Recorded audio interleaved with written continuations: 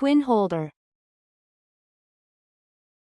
Twin holder can make 2 welds at one time by attaching 2 electrodes, and this helps to shorten work time.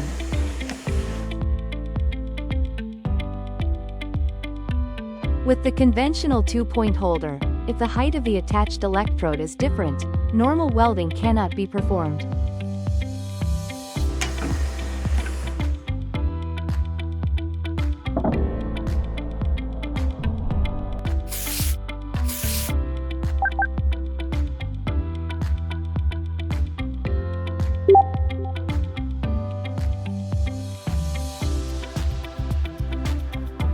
With the twin holder, the electrodes sink vertically when forging pressure is applied, so the left and right electrodes become level.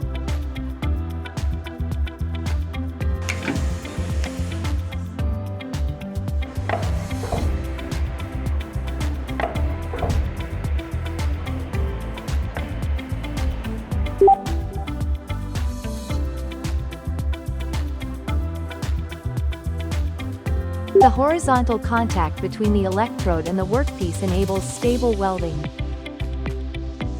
Welding force and welding current become 1/2 of normal 1-point welding. Set and use each condition about 2 times higher than normal welding.